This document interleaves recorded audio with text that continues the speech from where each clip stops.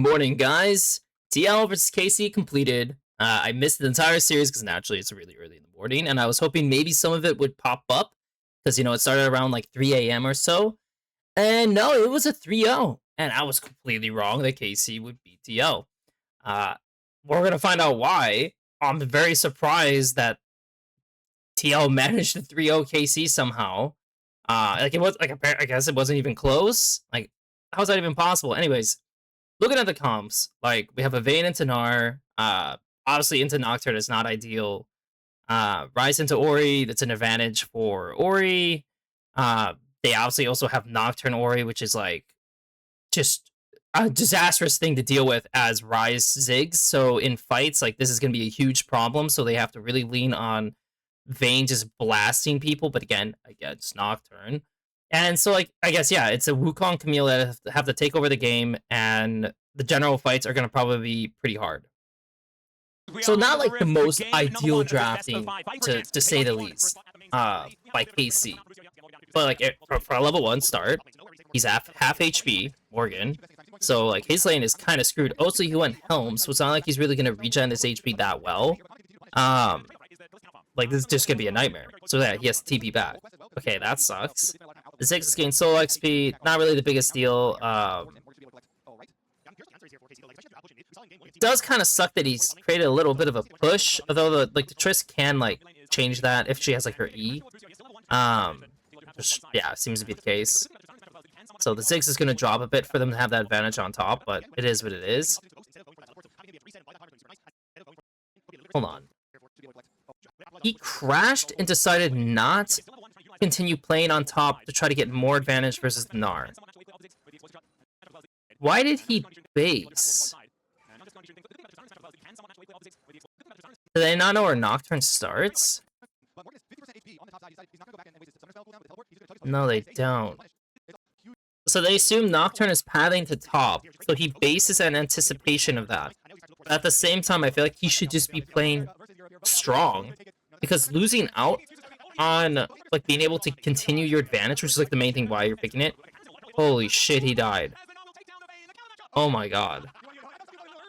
How the hell did he ever die? What? I mean, he should know that at this point, like, there's not really a whole lot of value outside of like just trim the wave, try to upkeep the wave where it is, and like you're good. But he's trying to get HP damage, and then he just completely botches it. Oh my god. Oh my god. Oh my gosh, that is crazy how bad they just played that. Or how bad Canna just played that. Which is crazy to think that Canna literally is coming off like an incredible series versus Doran, where like he was just winning lane, specifically winning lane all 3 games. And yeah, Morgan also did well all 3 games, but like I would not expect Canna to be getting himself solo killed in a counter matchup with his support giving him advantage level 1 on Morgan's TP. Like, that is wild. But anyways, looking at how the junglers are doing, we see a lot of full clearing. This guy just made a play on bot mostly because he just wants to play for the crab. So, no harm there.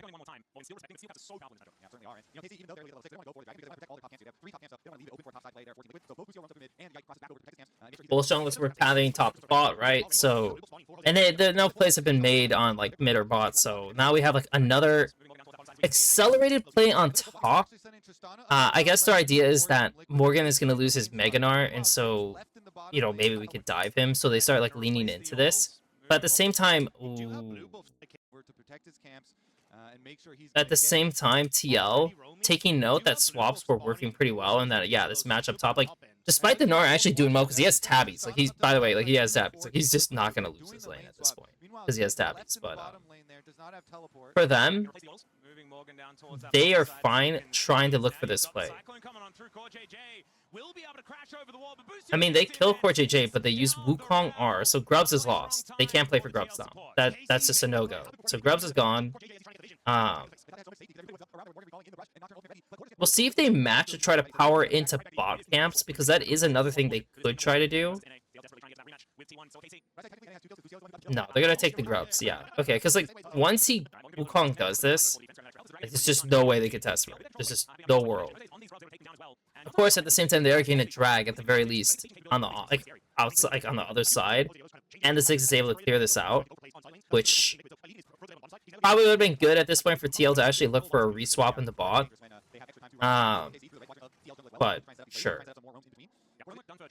Now they're doing it, I assume it's on Cannon. Yeah. So they're doing it on the Cannon wave where there's a little more leniency. But they actually go back to top side. Oh, that's interesting. Ooh, that is very interesting. They faked them out.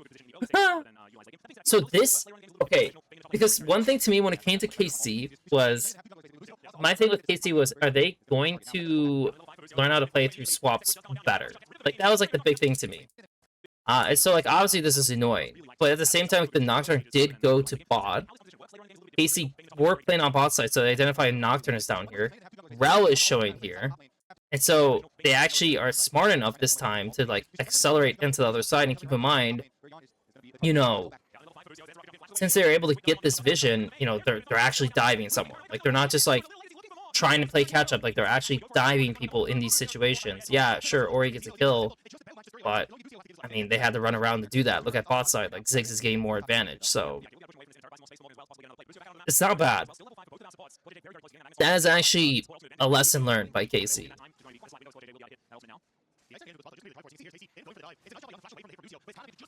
Because at first I'm thinking like, ooh, I mean, Busy did not play the swaps well against T1 and against Surprise here, but like, no, they actually reacted very well.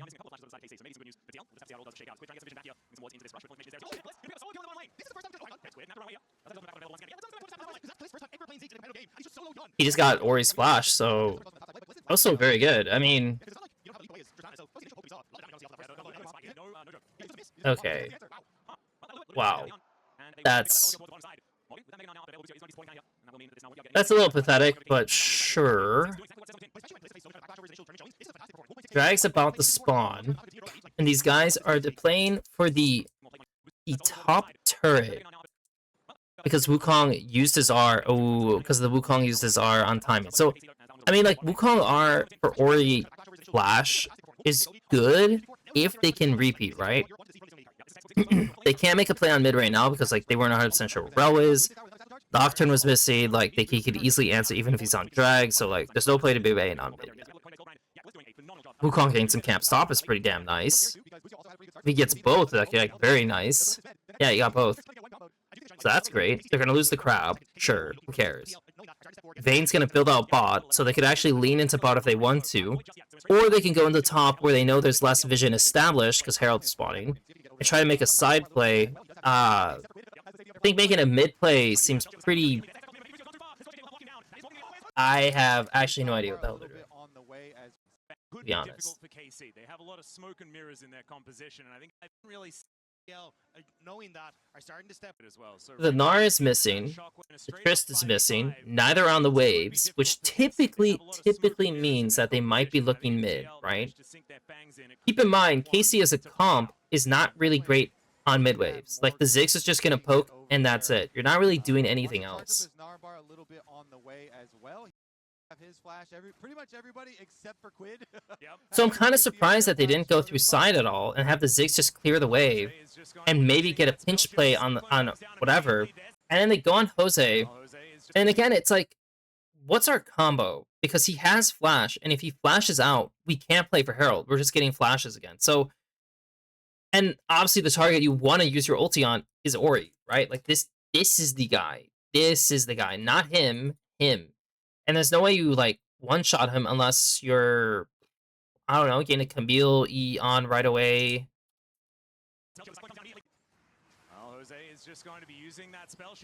Just seems hard.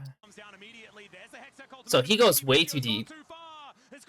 Now Wukong's kind of screwed. Now all three get caught by this, and now you lose double. Oh, Morgan actually fucked that up. Oh. Wait, that's so sad. Oh my god, Morgan! I mean, they both flashed already, so... I have no idea what the hell he just did. But anyways, Morgan inted. And it turns out, like, just okay. Just okay for TL. I mean, obviously, if he got the double kill there, like... Shit. We're off to the races. Keep in mind, though, looking at the sides as well, this also... Dude, okay, this especially tells you why this was bad by KC. Because if you look at the sides, both of these were growing out for them. Huawei was pushing out, Top Wave was pushing out, so technically they're losing farm, and then TL's gaining farm after the play over KC. So that's not good either. So again, that's also another reason why they should have played through side, not try to play through mid. I think they thought that he was dangerous, that he was going to give the exit car. Yeah, like Busio got something. Instead, it's giving some gold over Jose, and that is about it. Now we replay all the previous fight. Yeah, he's take off. Like, he needs to jump here, like, over. Oh. Until he decides the tower doesn't get them. And, you know, everybody had flashes, had to be good. I did get, it was a Morgan, look at the long. You see it, yeah, no flash down, no flash down, no flash down after that. Well. So, the summer spells being traded have to keep on these cooldowns here. Slightly more, effective now for TL, you would think, with not having the double summer spells both their main carries. It seems like all KC's doing is just doing looks through mid now. With the Wukong Camille, which is like... I mean, Wukong Camille's very, very strong. Like, they're a very scary comp. I get why they're doing it, because, like, the drag is coming up, like, so they're kind of leaning to defend vision. So I get that. I mean, like, the Ryze gain of push out on bot is, like, pretty amazing. The Gnar is, like, late. Like, I'm not really exactly sure how TL's doing their setup, because Ori shoved this. And then they want to play with Nocturne combo on mid to get, like, a look, right? So, like, the Ori shifting. So this wave is, like, a negative. At the same time, the Camille could dip. She could, because she has 3 wards. She could dip into bot. And she could lean there and see what happens. And even if they give space on mid, it's not a big deal because they have the bot push. Vayne should have some balls to fight the Gnar. I don't think she should let the Gnar try to be the one. Oh, the Gnar doesn't have TP. Yeah, she should. I mean, like, yeah, the Gnar keeping the Vayne who has TP in lane is also, like, semi-good for them, but I think the Vayne just not letting the Gnar move would be the best situation for them. But he's kind of dipping because I don't know if he thinks he's like a play by Nocturne. I guess that's the thing he's worried about. Because they're not showing. Like, they didn't show on these wards down here. And, like, yeah, he could have just started booking it top. So, in the end, I guess he's just thinking, like, okay, like, if I die top, like, they get a kill, maybe they get tower, like, I'm going to play it safe. Doesn't have flash, probably would die to Nocturne. Probably. But it's not a bad trade-out, though. Honestly, I think it's still worth the risk for him to just play with balls, because even if they Nocturne our top, does he die? Yes. Is Baron possible? No. The Ryze is going to continue shoving bot then, which then TL has to answer. And it could leave a play mid to then become a thing, right? I mean, there's a lot of positives towards Vayne taking the risk, but she took no risk. They got the drag. Are going to be the ones to take it, but now might be Canna in trouble. Yeah.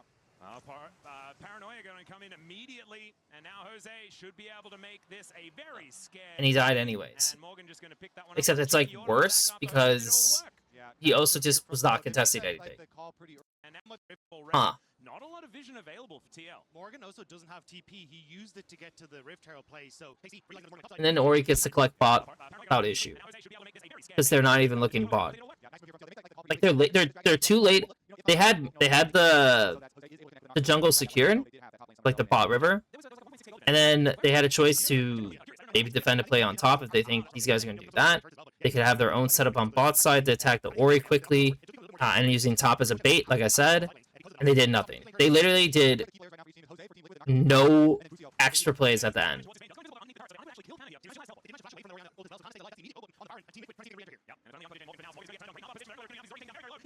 He lived. That's crazy. It's like, I mean, at this point, if you look at what TL's doing, TL's just like... I mean, doing the sneak play on Vayne is interesting, but she just got flash. Also, it looks... Yeah, he flashed the Ori combo. That was smart. So, like, Canna just, like, yeah, he loses the flash again, but he drew the pressure, so now they can bait Baron, right? Now these guys have to like quickly try to get into this situation. And they go on to the Gnar. And the Wukong decides to...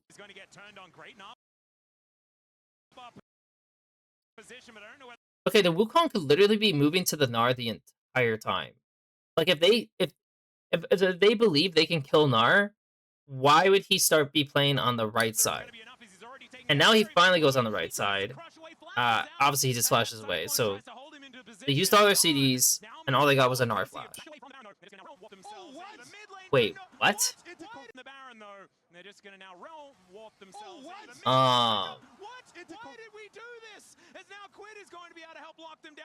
What the hell? Oh boy. There is so much funny thing. There are so many funny things happening in this game. From TL trying the bot play, which, yeah, the Vayne just got... I guess they mistimed the flash. That has to be the main reasoning why they did it. They thought the flash was still down. Because if it's still down, they get the pick, and it doesn't look nearly as bad. But he had flash. So, like, I assume they mistimed it into a Yike not focusing the same target, which... I mean, if they wanted to bait the Gnar, they could have done that and gone on to the ones on the right. Maybe that becomes okay, just to get a whole bunch of sums. But they like kind of don't play together into the random Ryze ulti onto mid in front of their faces to die and lose pressure. I don't know.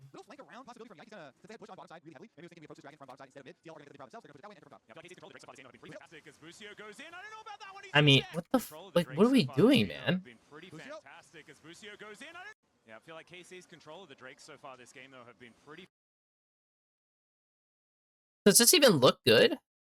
Like, if he hit them, like, let's say he jumped over, flashed onto Yeon, the Wukong would have to W to get in range, which is already terrible. If Wukong has to W to get in range, it's already pretty terrible. But let's say we go down that way. And then Ziggs is going to toss his R out. Maybe that's enough damage. Maybe. I mean, Ryze is going to realm warp in. Is it doable? Perhaps. Like I said, I feel like if Wukong had flash, I see what he's seeing. If Wukong has flash, which is similar to a situation where he died as Camille into T1 over this wall, where if Canna had flash, it actually looks good. But this one, he doesn't. So his reach, like I said, if he has to W to then E, this is bad. It's bad. Because he's dead. Like, when he does this play, he's always dead. And if they don't kill the Trist with the Ziggs, like, spells, it doesn't really help you a ton. I think the only reason why they're doing this is because they see Core JJ on mid, which, yeah, like, I don't really know why he's, like, this far forward on mid. But he kind of just...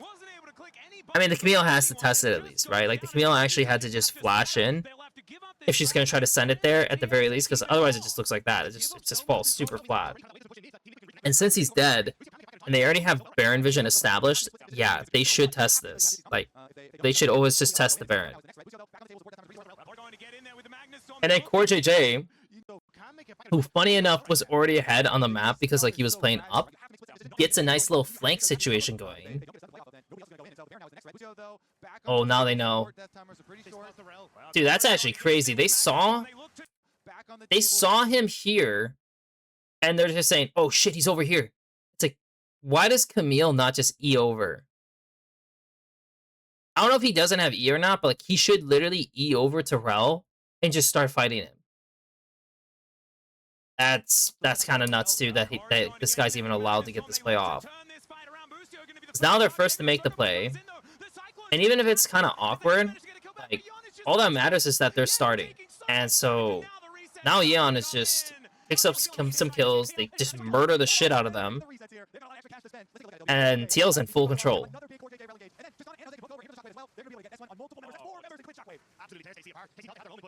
And a lot of, like I said, a lot of this comp is really dependent on how Camille and Wukong play. And it's not there, man. It's not like Quid outplayed Yahoo either. I mean, like, the only play that Yahoo made that was, like, objectively bad was that one Ryze ulti. other than that, like, he hasn't really had... There's really been very little focus outside of that one play to get Ori Flash. Right? Yeah. They've barely done anything as a jungle support. Which is funny because Busio's game as Camille into T1 was substantially better than this. Way better than this. Now the Nocturnal does come to this game now, and this Baron should just go over to them. Yike is going to poke his head in, but Yon, we mentioned the Buster Shot. He does have it, uses it, and Yike going to have to just try and get himself out of there. Now the Nocturnal does come on through. There's the Shockwave, but it's avoided by Busio. Just okay. already. Quid now in a lot of trouble, but he does manage to at least take out Busio, but Core JJ going to be required to stop Quid from going down, and the Baron... Okay. What is happening? Speaking of T1, we're gonna Like, the bomb wave is crashing, so KC's dropping this. The Rel is playing on flank, which at this point, I mean, looks okay. These guys port behind them, but you never go on the guys on the left. Like, you definitely go on the guys on the right. And I mean, for instance, the Nocturne should just try to attach to the Wukong, I assume. But they try to go on the guys on the left, which is like the worst play, and then they just die.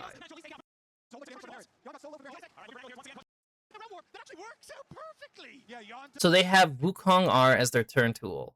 So much damage from the Baron. But how? How is Ziggs ever in a position to die here? If anything, shouldn't, like, the Ziggs be the one who's walking up this way and the Vayne is moving this way? And the Vayne just starts contesting and killing them? Because the Vayne is strong. The Vayne has flash. Like, it makes perfect sense for the Vayne to mess with them. And the Ryze has enough DPS to make up for the other part. And he has no flash, so he wants to play away anyways. And the Ziggs just wants to play a little bit away, too. So, I really don't understand how the Ziggs ever dies here. Like, ever. Got so low for the Baron. Like, come on, are you serious? Like, even if they made this play on Vayne, it's not, like, if they made this play on Vayne, the Vayne will at least exhaust, and it's, like, not the end of the world. And then the Ziggs will get, like, his entire, like, kit off. I guess they're doing this because the Ziggs has stopwatch. But he just gets CC before anything can happen.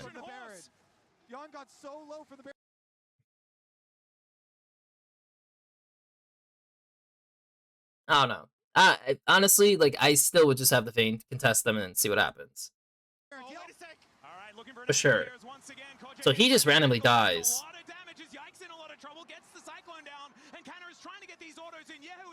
Oh shit, he had Mega. Oh my god.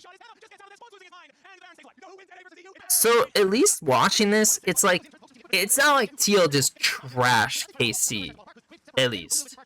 Like, based off the first game. Like, there's definitely a lot of, like, errors happening on both sides. It's just...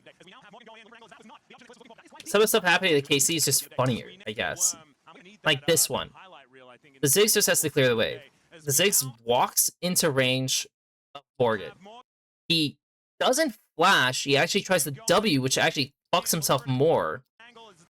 And then he emotes? Like, whoa, I'm gonna take a picture of this. That's just funny. That's actually super funny. How does he ever die there?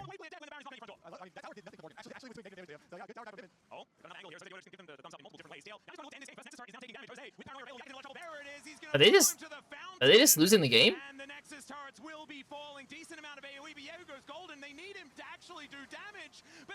Oh my god.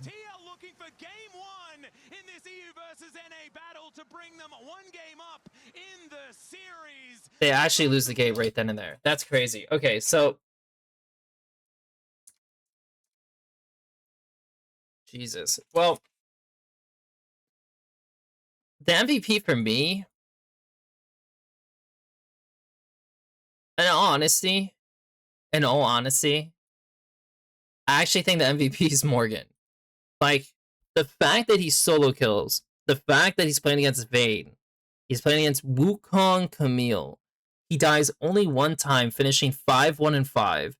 He has a couple big plays.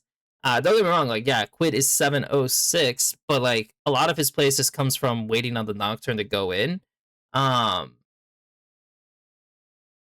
yeah, he like just kind of kept himself together, but like I feel like Morgan was such a pivotal key to just maintaining the game because that is such a core like win con for the Vayne that yeah, this just kind of exploded on him. I think Core JJ also is another one to consider. Like he had a pretty good game too, for setups. Yan was like just okay. Like he actually kind of got screwed by Kalist. Yahoo didn't get a chance to even make any plays. Honestly, these two need to wake the hell up. Like watching this, like Wukong and Camille were just not. They were not the guys. Despite Busio having a few good plays, they were not the guys, and this was way worse than I imagined them to play together. They need to wake up, and then also a big question mark to Canna because Canna got a pivotal, like this is a pivotal counter pick for Canna, and he just played like he was playing in the G2 series. So we went from vintage Canna to like limp Canna instantly, and that I don't get that either. So, and keep in mind, like I did feel like Morgan played fights better than Canna in their T1 series retrospectively, but the laning phase at least held up for him, for Canna. It did not here. Wow. I'm curious if the other game's gonna be like this, because or if KC's just gonna like implode, because like I have no idea what the hell they're doing.